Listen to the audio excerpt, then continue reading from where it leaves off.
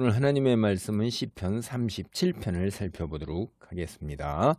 이 시편 37편은 히브리어 알파벳이 모두 22글자인데 그 알파벳 순서대로 이제 4줄 정도씩 대부분 이렇게 하나님께 기도문을 이렇게 시작을 하고 있습니다. 그런데 이제 8번째 글자고 14번째 글자는 이제 6줄 또는 5줄이고 나머지는 다 4줄 정도씩이에요. 그래서 왜 이렇게 알파벳 순서를 했냐? 순서라는 게 차례고 질서잖아요. 그래서 세상 일에도 순서와 질서가 있다라는 걸 우리는 여기서 또 시편을 지은 사람이 우리에게 주려 하는 그런 지혜가 아닌가 하는 것도 생각할 수 있어요. 그래서 이게 지혜시이고 또 교훈시이고 어떤 면에 대해서는 그 설교로 보는 수도 있는 거예요. 왜냐하면 이 시편의 노래가 하나님의 백성이 이 땅에서 어떻게 살아야 하는가 하는 그런 실제적인 권면을 하고 있습니다. 그래서 큰 주제로 보면 악인과 의인의 삶을 서로 대조해 가지고 이 땅에서 여호와를 경외하면서 의로운 삶을 추구하면 이 땅에서도 분명히 하나님께서 자손 대대로 축복을 주실 것이고 또 이제 종말적인 면에서도 마지막에 악인은 심판을 받아 사라지게 될 것이고 뿌리째 뽑혀 없어지는 거죠.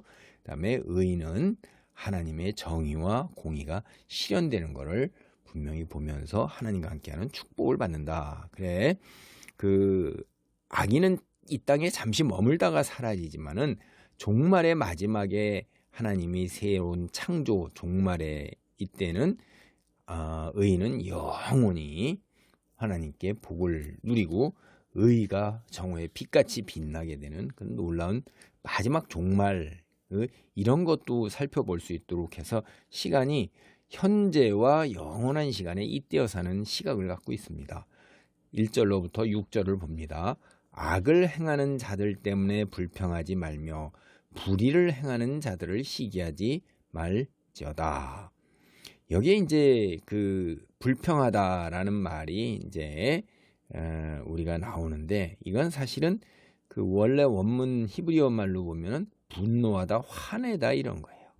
우리가 세상에서 악인들이 판을 치는 세상을 보면 사실 분노, 화가 치밀어 오르죠. 그리고 상대적인 이제 박탈감 같은 것들을 세상 속에서 고립되어 있는 것 같고 나만 세상 풍조를 거슬러 가는 같은 그런 것을 느낄 수도 있어요.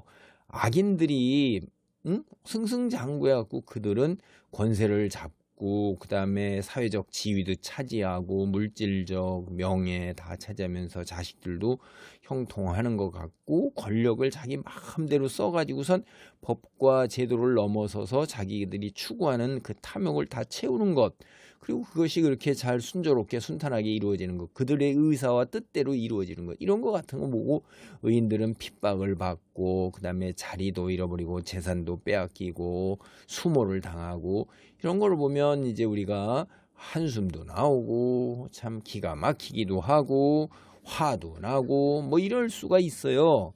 근데 사실 우리가 하나님의 백성들 여기 의인은 이 시편만을 가지고 하면 현재 벌어지는 일을 보면서 그것이 전부라고 생각하면서 살질 않아요. 하나님의 공의와 정의가 실현된다 반드시. 그러니까 미래를 바라보면서 하나님의 정의와 공의가 실현되는 미래를 꿈꾸며 삽니다. 그래서 온 세상이 악인들이 판을 친다. 악인들 세상이다. 이렇게 느껴진다 할지라도 하나님 백성은 좌절할 필요가 없다. 왜냐하면 악인들은 결코 오래가지 못한다 이 말이에요. 하나님이 그들을 멸하실 거라는 거죠. 예, 봅니다.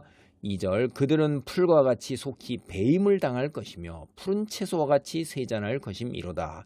이제 이 이스라엘이 중동지방 아닙니까? 여러분 그 중동지방의 건조기 위에 뜨거운 바람이 확 광야에서 불어와 보세요. 그러면 꽃이나 풀들이 그게 어떻게 되겠어요? 이 뜨거운 바람, 뜨거운 기운에 그냥 말라버리는 거죠. 그래서 여기에 배임을 당할 것이며 라는 것은 뜨거운 바람에 말라 비틀어지는 거 있죠? 그런 현상을 사실은 얘기하는 거고 그 다음에 쇠잔할 것이다. 이것도 똑같이 말라 비틀어지는 그것을 원문은 사실 그런 의미가 지니고 있는 것입니다. 이게 한순간에 속히 말라붙는 풀이나 채소, 그거 우리가 뭘 부러워할 게 있어요? 그리고 뭐 불만 가질 필요도 없고 화낼 필요도 없어요. 악인들은 이 순식간에 종말이 절벽처럼 다가와서 하나님의 심판을 받아 사라지는 건데, 그걸 뭐 굳이 우리 의인들이 거기에다 신경 쓰면서 상처를 받고 그럴 가치가 없다는 것입니다. 그래서 의인들은 어떻게 해야 되느냐? 3절 보면 여호와를 의뢰하고 선을 행하라. 땅에 머무는 동안 그의 성실을 먹을거리로 삼을지어다. 우리 의인이 악인들의 행위를 마음에 두지 말고 하나님만을 의지하면서 더욱 선하고 착하게 살아야 한다 하는 거예요. 여기에 이제 성실을 먹을거리로 삼을지어다라는 건 세번역이나 아가페나 현대인의 성경 혹은 저 유럽 쪽의 영어 성경은 성실히 살아라 이런 번역인데, 그런 말이 맞는 거예요. 더 정확한 번역입니다. 왜냐하면 이제 앞에 선을 행하라와 평행을 이루기 때문에 같은 말을 반복을 하고 있는 거죠. 하나님이 심판할 것을 믿고 성실하게 살라. 이게 이제 이 시편 37편 전체가 사실 가르치고자 하는 중심적인 가르침입니다.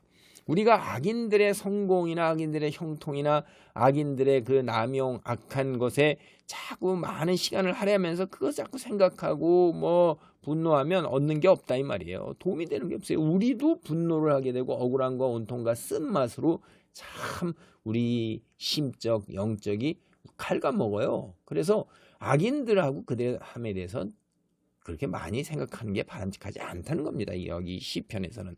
그럴 시간이 있으면 오히려 주님을 바라보라고 권면을 하는 거예요. 악인들과 그들의 행실을 마음에 두지 않고 오히려 하나님을 바라며 주님의 이 일을 기뻐하면서 그러면 하나님이 우리 마음의 소원을 이루어 줄 거다 이 말이에요. 이 마음의 소원이라는 것은 우리가 삶에서 실현되기를 가장 바라는 것, 그걸 얘기하는 거예요. 4절입니다. 또 여호와를 기뻐하라. 그가 네 마음의 소원을 내게 이루어 주시리로다. 여러분, 악이 행행하고 불의가 행행해요. 그런데 여호와를 기뻐하면서 사는 거예요. 현실은 그렇다 이 말이에요. 그렇게 살아야지 하나님께서 우리 마음의 소원, 내가 간절히 바라는 걸 이루어 준다 이 말이에요. 여러분, 기도할 수 있는데 왜 걱정하십니까? 고속도로 이렇게 지나가다 보면 그런 글귀가 이렇게 눈에 들어오는 게 있어요. 현실에서 사실 우리가 누릴 수 있는 행복의 상당 부분은 우리가 누구를 그리고 무엇을 바라보고 있는가에서 비롯된 거예요. 우리가 하나님을 바라보고 있고 하나님께 기다리고 하나님의 임재와 그 교제 이런 걸 기다리고 예배와 찬송과 기도 그러잖아요. 그렇게 되면. 그리고 성경 말씀 읽는 거. 악인들에게 분노할 시간이 있으면 그 시간에 하나님을 바라보고 간절히 또 바라보자는 거죠. 그래서 악인이 판을 치는 세상에 하나님을 바라보며 사는 것이 우리 그리스도인들이, 하나님의 백성이 하나님이 세상을 다스린다는 통치에 대한 신뢰의 고백인 거예요. 때로 우리가 둘러보면 하나님 질서와 보응의 원리 이게 다 파괴되고 무시되고 사탄이 공중권세 잡은 어둠의 세력들이 다 제멋대로 하나님 위에 올라서서 다 파멸과 파괴로 몰아가는 것 같이 보여요. 그러나 세상과 인류의 역사를 주관하시는 분, 세상의 통치자 역시 하나님이시므로 모든 무질서와 혼돈, 이 파멸, 이 악인의 형통 분명히 바로잡으실 거다. 이게 우리 신앙 고백인 것입니다. 이 시편 기자의 고백이에요. 5절입니다. 내 길을 여호와께 맡기라. 그를 의지하면 그가 이루시고 내 의를 빛같이 나타내시면 내 공의를 정의의 빛같이 하시리로다.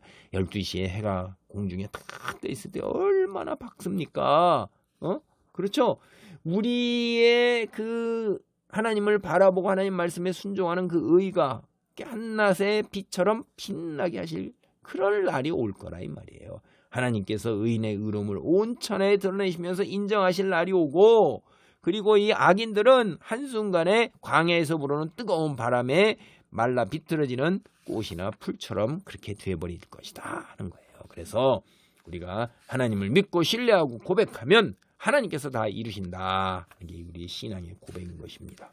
할렐루야. 하나님 감사합니다. 세상에 돌아가는 형편을 보면 정말로 낙담과 좌절과 분노가 치밀어 올 수밖에 없습니다. 그러나 그들은 잠깐 있다가 사라지는 풀과 같은 것이오니 우리가 신경 쓸 필요 없이 하나님을 믿고 의지하고 신뢰하고 하나님을 기뻐하는 가운데 하나님의 백성으로 우뚝 서서 아버지 공의를 빛처럼 비추는 그런 소명을 감당하고 있기를 간절히 기도합니다. 역사하시고 마라난타 주 예수여 속히 오시옵소서. 예수님의 이름으로 기도하옵나이다. 아멘.